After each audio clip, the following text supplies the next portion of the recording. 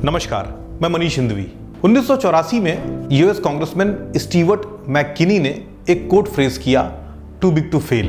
उस कोट का मतलब था कि जितनी बड़ी और आपस में परस्पर रूप से जुड़ी हुई संस्थाएं और वित्तीय संस्थाएं और बैंक होंगे, उतना उनके फेलियर पर, इकोनॉमी पर बुरा प्रभाव उतना ही व्यापक और बड़ा होगा। 2007-8 के फाइनेंशियल क्राइसिस में ये कोट बहुत मशहूर हुआ जब लेहमन ब्रदर्स और एआईजी जैसी बड़ी कंपनियां फेल कर रही थी। टू बिग टू फेल, मैंने बताया, ये थ्योरी बहुत पॉपुलर हुई थी 2007-8 में, जब जिसे हम कहते हैं वर्ल्ड फाइनेंशियल क्राइसिस आई या वर्ल्ड में फाइनेंशियल सुनामी आई थी। तब ये थ्योरी बहुत पॉपुलर हुई थी क्योंकि उस समय जो सबसे बड़ा बैंक था इन्वेस्टमेंट बैंकर, वो लेहमन ब्रदर्स था।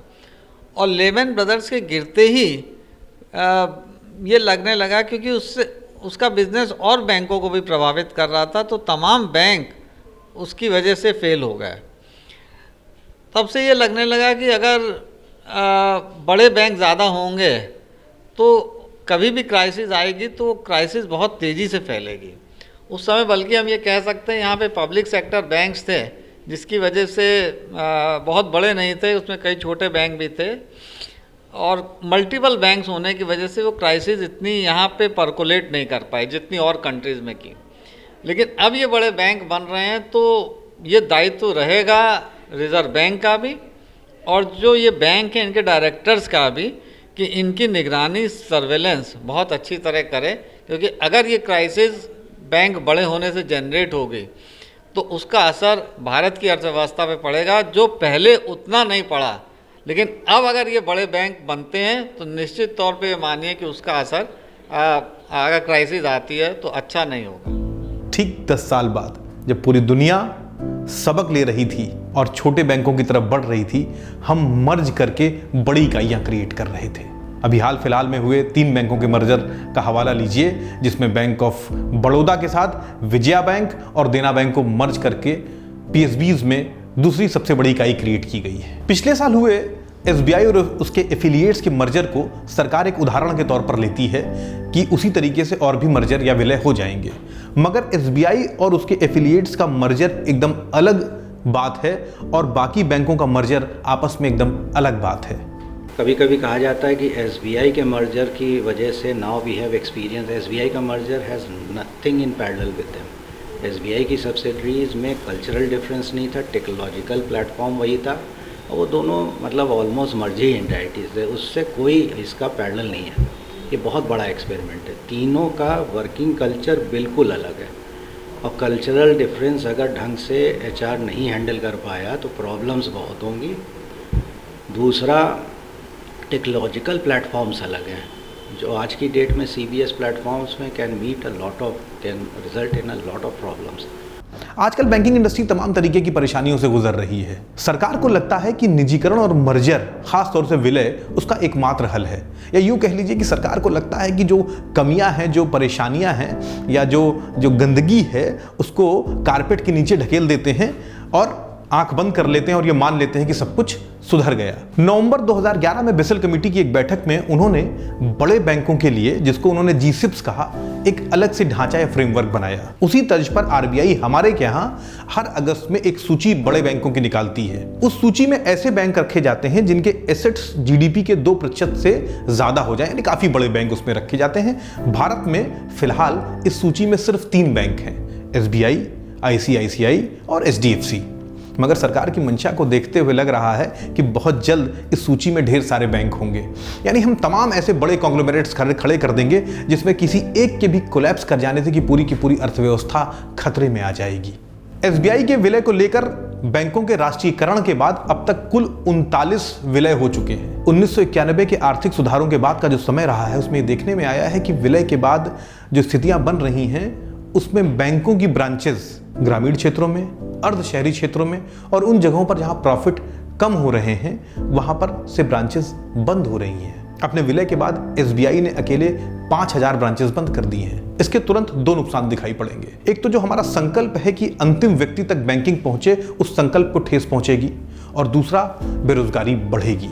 जहाँ तक रोजगार के अवसर की सवाल है तो हम लोग कोई इसमें बहुत टेक्निकल बात नहीं बताएंगे। एक सामान्य रूप से अगर आप एक लेमैन की तरह भी सोचें, अगर एक रोड पर 6 बैंकें होंगी तो उसके हिसाब से रोज़गार डेवलप होंगे। हर बैंक में 10-10 आदमी काम करेंगे, और अगर 2 बचेंगी या 1 बचेगी तो उसके हिसाब से कम हो जाएंगे। और बैंक केवल एक इकाई के रूप में काम करती है अर्थव्यवस्था में, उसके चारों तरफ रोज़गार के अवसरों की केंद्र बिंदु होता है। अब फोटोकॉपी वाला भी बैठता है, खोमचे वाला भी बैठता है, गाड़ी बनाने वाला बैठ जाता है।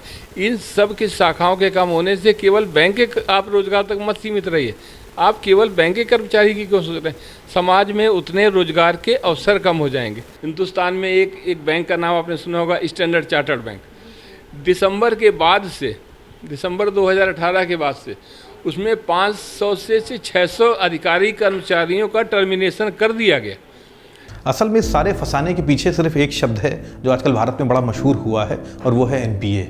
एनपीए का आसान शब्दों में मतलब ये है कि ऐसा लोन जिसकी वापसी 3 महीने तक नहीं होती है, उसे एनपीए की सूची में डाल देते हैं। एनपीए का एक आश्चर्यजनक पहलू ये है कि सबसे ज्यादा एनपीए बड़े कॉर्पोरेट हाउस और इंडस्ट्रियल सेक्टर का है। एक आंकड़े से अपनी बात को मैं स्पष्ट करता हूं। 2016-17 में लगभग 37% क्रेडिट इंडस्ट्रियल सेक्टर को दिया गया, और उसमें से 73% एनपीए साबित हुआ। और वहीं रिटेल में, रिटेल मतलब मोटरसाइकिल के लिए, कार के लिए ये जो लोन दिया जाता है, छोटे छोटे लोन जो दिए जाते हैं रिटेल सेक्टर में, ऐसे लोन 23% दिए गए क्रेडिट, और उसमें से सिर्फ 3.71% एनपीए साबित हुआ। कहाँ 73% और कहाँ 3.71%। इसका एक दूसरा पहलू और देखिए आप, ये मैं बात कर रहा हूं सरकारी बैंकों की। पब्लिक सेक्टर बैंक, खासतौर से जैसे एचडीएफसी, बड़े कॉर्पोरेट हाउसेस में उसका एनपीए सिर्फ 0.74%, यानी पूरा 1% भी नहीं था। तो कहीं ना कहीं ये बात तो स्पष्ट है कि पब्लिक सेक्टर बैंक या सरकारी बैंकों पर गलत तरीके से कॉर्पोरेट्स को या इंडस्ट्रियल सेक्टर्स को लोन देने का दबाव बनाया जाता है। आयरनी सिर्फ ये है कि जो बेसिक मूलभूत प्रॉब्लम थी पीएसयू बैंक्स की, वो थी गवर्नेंस की। इन बैंक्स के जो बोर्ड था वो एफिशिएंट और इंडिपेंडेंट होना चाहिए था।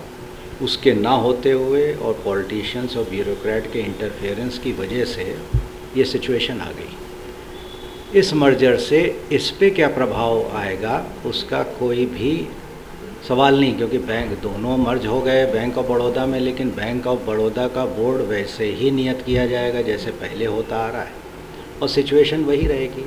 तो जो मूलभूत समस्या है उसको किस तरह एड्रेस किया जा रहा है या ये किस तरह से उसका सल्यूशन है, ये अभी समझना बड़ा मुश्किल है। इन सारी बातों से एक बात तो स्पष्ट है कि आज हमारे बैंकों को जिस चीज़ की ज़रूरत है वो कम से कम विलय या निजीकरण तो नहीं है। उन्हें ज़रूरत है सुधार की, उन्हें ज़रूरत है काम करने की स्वतंत्रता देने की, और उन्हें ज़रूरत है राजनीतिक और ब्यूरोक्रेटिक हस्तक्षेप से बचाने की। एक बात स्पष्ट है कि अगर आज हमने बैंकों को लेकर सही नीतियां अपनाई तो एक बार फिर अपनी सफलता की वही कहानी वो लिखेंगे जिससे भारत परिचित है। नमस्कार।